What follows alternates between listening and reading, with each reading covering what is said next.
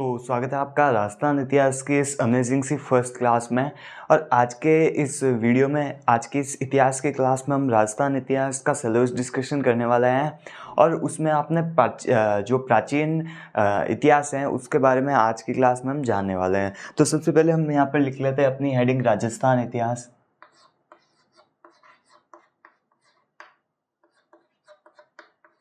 Rajasthan history. ये इतिहास शब्द इति प्लस हास के रूप में बना है और इसका अर्थ होता है बीते हुए कल को जानना। मतलब बीते हुए कल में जो भी घटनाएं हुए इम्पोर्टेंट घटनाएं वो इतिहास कहलाता है। लगभग आपको ये ध्यान रखना है। ये थियोरेटिकल क्वेश्चन एग्जामों में पूछे नहीं जाते, परंतु आपको एक जनरल नॉलेज के लिए याद रखनी है। आपको आपकी पढ़ाई में सबसे पहले मतलब सबसे ज़्यादा जो रोल होने वाला है वो फैक्ट्स का रहने वाला है। मतलब कि जो फैक्ट्स आपको पढ़ाए जाएंगे वो फैक्ट्स आपको याद रखने हैं। एग्ज़ामों में वही पूछे जाते हैं और जो थ्योरेटिकल क्वेश्चन होते हैं वो एग्ज़ामों में न के बराबर पूछे जाते हैं और उन पे आपको ज़्यादा ध्यान नहीं देना। मैं देखता हूँ कि काफ़ी क्लासों में जो स्टूडेंट्स होते हैं या फिर जो सर होते हैं वो इन जो ऐसे मतलब समझानों में समझने में ध्यान देते हैं। मतलब जैसे कि अगर कोई भी फैक्ट लिखा गया है उसे आपको याद करना पड़ेगा, तभी आपको परीक्षाओं में सफलता मिलेगी। अगर आप उस फैक्ट को अगर क्या समझोगे, जैसे कि एक फैक्ट दिया गया है कि महाराणा प्रताप के बेटे का नाम अमर सिंह है, तो अब इसमें आप याद करोगे या फिर समझोगे? इसमें क्या समझोगे? इसमें आपको याद ही करना पड़ेगा। तो आपके लिए बेटर यही है कि आप ज़्यादा से ज़्यादा फैक्ट्स याद करो, ज़्यादा से ज़्यादा सीक्वेंस वाइज फैक्ट्स याद करो और ज़्यादा से ज़्यादा अपने जो नोट्स हैं उनका रिवीजन करो। तो आज की क्लास में हम राजस्थान हिस्ट्री के बारे में जानने वाले हैं। राजस्थान हिस्ट्री या फिर किसी भी इतिहास के काल को हम 3 भागों में बांटते हैं। एक हो गया प्राचीन, एक मध्यकाल और एक आधुनिक काल।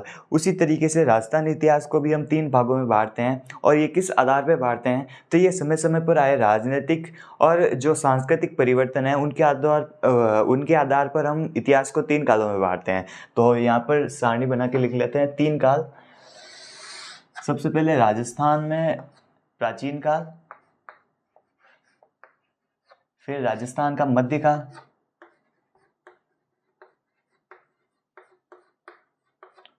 और फिर राजस्थान इतिहास का आधुनिक काल।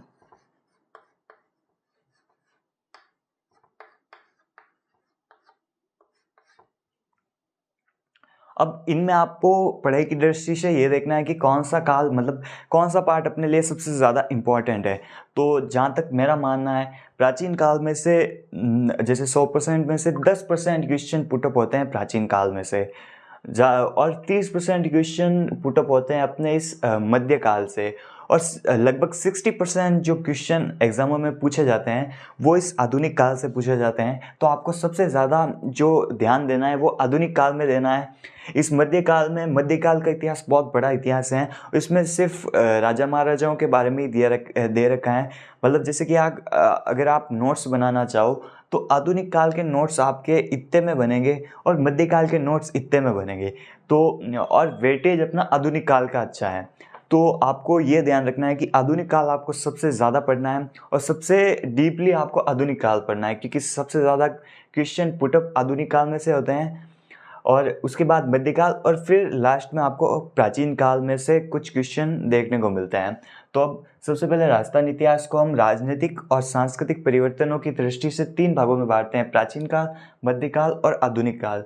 प्राचीन काल में हमें क्या क्या पढ़ना पड़ता है? तो प्राचीन काल में हमने सबसे पहले पढ़नी पड़ती हैं सभ्यताएं। राजस्थान में कौन कौन सी सभ्यताएं थी?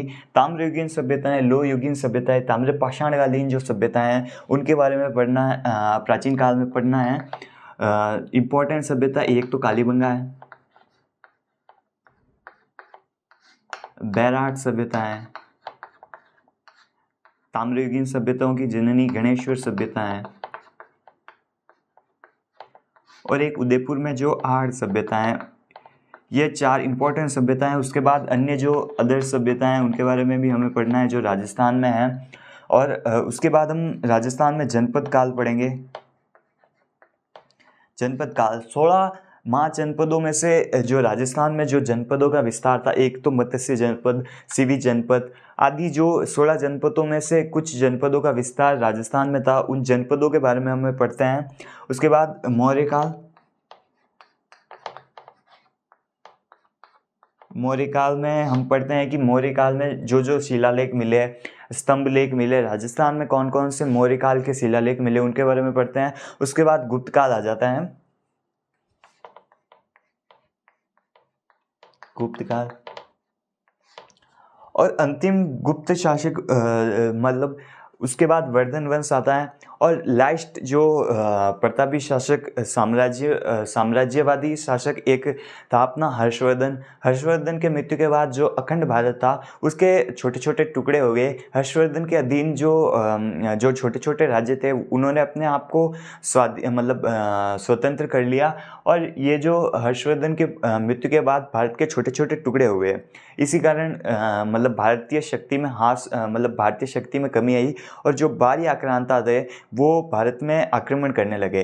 उन्हीं आक्रमणों को रोकने के लिए राजस्थान में जो जातियां जो शासक थे, एक तो थे गुर्जर, प्रतिहार, चौहान, परमार और चालुक्य। इन 4 जातियों ने राजस्थान उत्तरी भारत को बाहरी आक्रमणों से प्रोटेक्ट किया।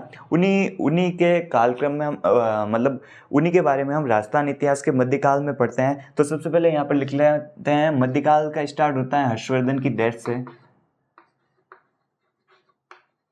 हर्षवर्धन की मृत्यु हो गई, उसके बाद राजस्थान या फिर पूरे भारत में आक्रांताओं का बाहरी आक्रांत जो मुस्लिम आक्रांताएं थे, आक्रमणकारी थे, उन्होंने राजस्थान और भारत पर आक्रमण करना शुरू किया। इनमें मोस्ट इम्पोर्टेंट 2 जातियां थी, एक तो अरब आक्रमण और एक होता है तुर्क आक्रमण।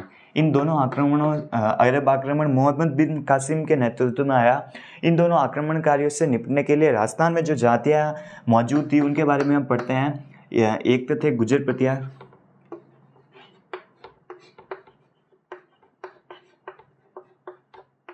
एक थे चौहान,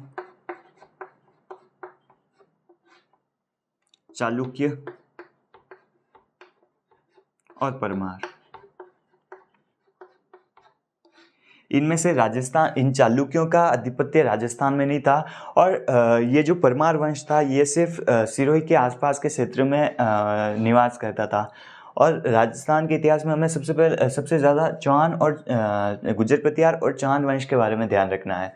उसके बाद इनके बाद लास्ट अपना तराइन का युद्ध हुआ, चौहान वंश का तराइन का सेकेंड युद्ध,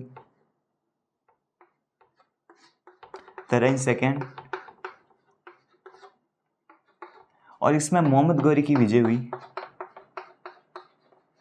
इसके बाद से ही भारत में भारतीय इतिहास काल में वो जो सल्तनत काल था वो स्टार्ट हो गया।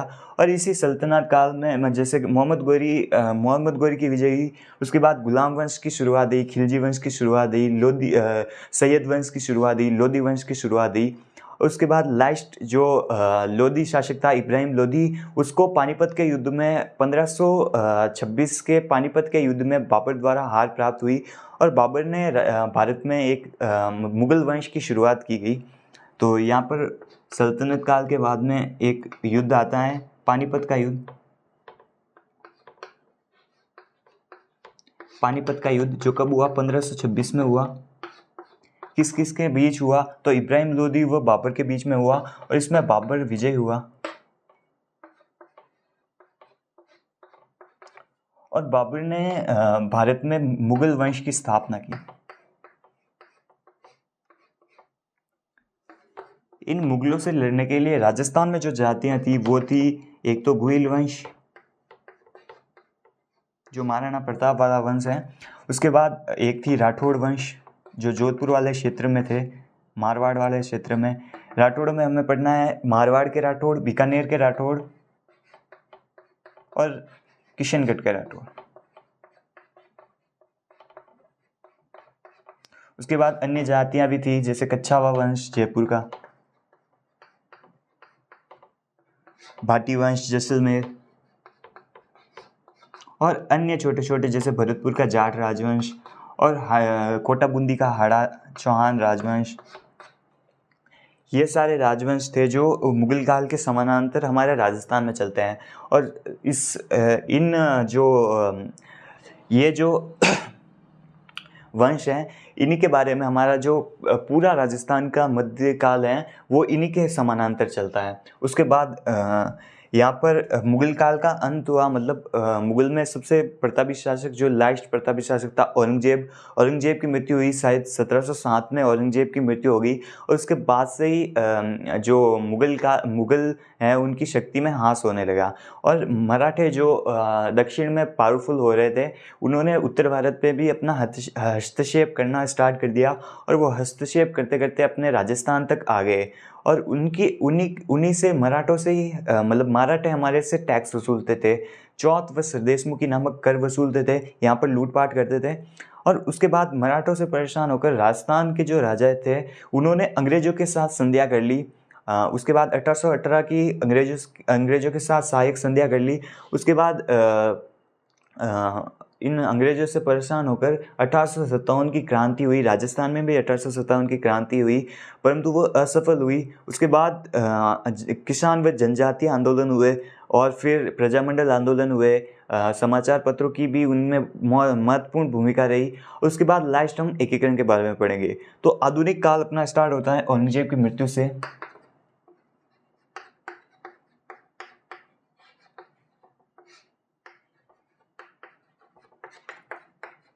1707 ईस्वी में औरंगजेब की मृत्यु हुई। उसके बाद मराठों का आगमन हुआ।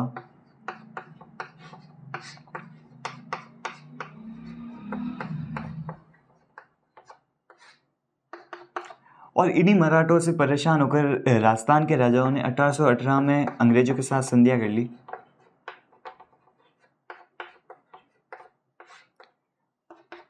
और फिर अंग्रेजों ने ऐसा खेल खेला, मतलब राजस्थान या फिर अन्य राजाओं को अपने अधीन कर लिया। और इन्हीं के अत्याचारों से परेशान होकर 1857 में राजस्थान या फिर पूरे संपूर्ण भारत में अंग्रेजों के खिलाफ क्रांति हुई। परंतु ये क्रांति असफल हुई। और इसकी असफलता का प्रमुख कारण यह था कि जो राजस्थान या फिर अन्य देशी रियासतों के जो राजा थे वो अंग्रेजों के पक्ष में थे, ना कि जो क्रांतिकारी थे उनके पक्ष में। तो इसी कारण ये राजस्थान मतलब 1857 की क्रांति असफल हुई।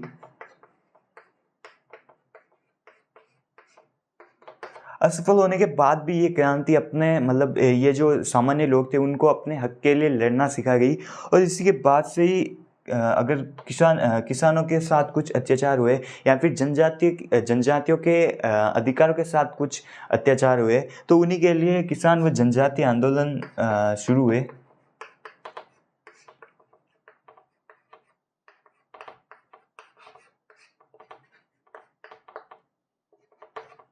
इन्हीं के बाद मतलब उसके बाद गांधी जी अपने असहयोग आंदोलन और बाकी आंदोलन चला रहे थे। उसी समय देशी राजाओं से निपटने के लिए राजस्थान में प्रजामंडल आंदोलन, राष्ट्रीय आंदोलन के समानांतर प्रजामंडल आंदोलन भी चलाए जाने लगे।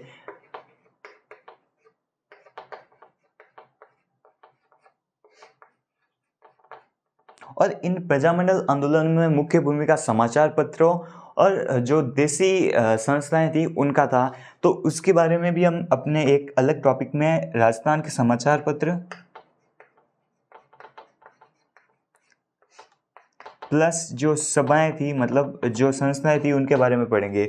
और लास्टली हम राजस्थान के आधुनिक इतिहास में एकीकरण के बारे में पढ़ेंगे। एकीकरण कब स्टार्ट हुआ, 7 चरणों में हुआ और कितना समय लगा उसके बारे में हम पढ़ेंगे। 7 चरणों में सभी चरणों के बारे में हम पढ़ेंगे। राजस्थान में कितनी देशी रियासतें थी, कितने केंद्र शासित प्रदेश थे, कितने ठिकाने थे, उन सभी के बारे में हम राजस्थान के एकीकरण में पढ़ेंगे। तो अभी तक हमने राजस्थान का पूरा सिलेबस डिस्कशन कर लिया, राजस्थान हिस्ट्री का। सबसे पहले हम राजस्थान हिस्ट्री को 3 भागों में बांटते हैं, प्राचीन, मध्य और आधुनिक। प्राचीन में हम सभ्यताएं, जनपद, गुप्त काल, मौर्य काल के बारे में पढ़ेंगे। उसके बाद मध्यकाल में हम गुर्जर, प्रतिहार, चौहान और परमार, चालुक्यों के बारे में पढ़ेंगे। उसके बाद जो मुगल काल है, मुगल काल के समानांतर ही हम गुइल, राठौड़, कच्छावा, उसके बाद भाटी राजवंश, जाट राजवंश के बारे में हम पढ़ेंगे मध्यकाल में। उसके बाद आधुनिक काल में हम मराठों का आगमन, 1818 की संधियाँ, सहायक संधियाँ, अंग्रेजों के साथ सहायक संधियाँ हुई, उनके बारे में। उसके बाद 1857 की क्रांति, किसान व जनजाति आंदोलन, उसके बाद प्रजामंडल आंदोलन, उसके बाद समाचार पत्र व जो सभाएं या फिर संस्थाएं थी उनके बारे में पढ़ेंगे, और लास्टली हम एकीकरण के बारे में पढ़ेंगे। तो आज की इस क्लास में हम राजस्थान का सिलेबस डिस्कशन कंप्लीट कर लिया है। कल की क्लास में हम इस प्राचीन इतिहास स्टार्ट करेंगे, और प्राचीन इतिहास में हम इतिहास को 3 भागों में बांटेंगे, मतलब लिपि के आधार पर जो इतिहास है उसको 3 भागों में बांटेंगे, प्राग ऐतिहासिक काल, आद्र ऐतिहासिक काल और ऐतिहासिक काल। उसके बाद हम जो लोह युगीन सभ्यताएं और ताम्र युगीन सभ्यताएं उनके बारे में पढ़ेंगे। राजस्थान में कौन कौन सी ताम्र युगीन सभ्यताएं हैं, राजस्थान में कौन कौन सी लोह युगीन सभ्यताएं हैं, और एक एक सभ्यताओं के बारे में हम डिटेल वाइज पढ़ेंगे। और फिर हम उसके बाद मौर्य काल, जनपद काल स्टार्ट करेंगे। तो आज के लिए बस इतना ही, हम मिलेंगे इसके नेक्स्ट क्लास में। तब तक के लिए वीडियो को लाइक कर दीजिएगा और चैनल को सब्सक्राइब कर दीजिएगा।